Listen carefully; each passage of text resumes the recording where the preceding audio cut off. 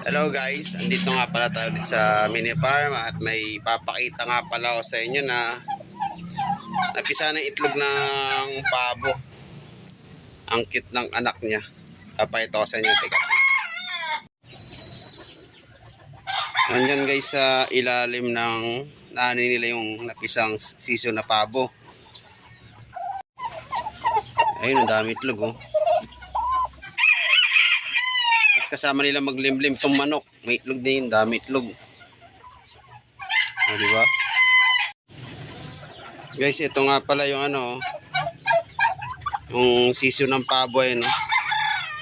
O, diba? Ang cute. Yan, sumama niya. O, tinuto ka. Tinuto ka, ikaw talaga. Yan guys, yung napisang sisyo ng pabo. Cute.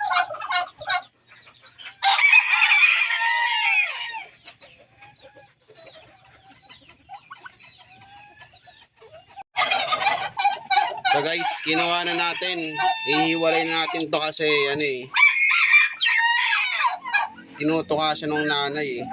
Pero hindi ko alam kung talaga siya yung nanay kasi apat yung naglilimlim dyan, apat na inahin. Ito yung isa oh. Yan. As ayun pa isa. Yan, mga naglilimlimin dito. Yan, kinuha natin. Isasama natin dun sa mga sisiw na mga manok. Tara. Ayan guys, yung mga sawa.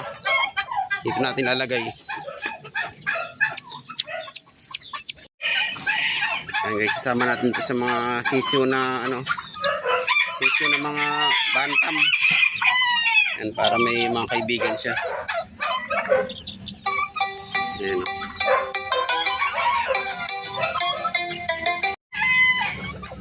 Ayun siya guys. Hindi siya kasama sa mga sisiw kasi hindi niya daw kamukha kaya bihiwalay. Ayan o. No, natakot siya mga sisiw. Ayan, at least dito may kasama na siya. May kasama siya. Kaysa dun tinutuka siya ng nanay. O diba? Dami sisiw no. At ito naman mga to, nag-iintay na ng pagkain to kaso maaga pa eh.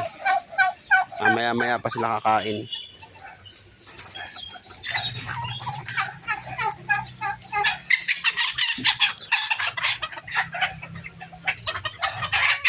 Uli, digma.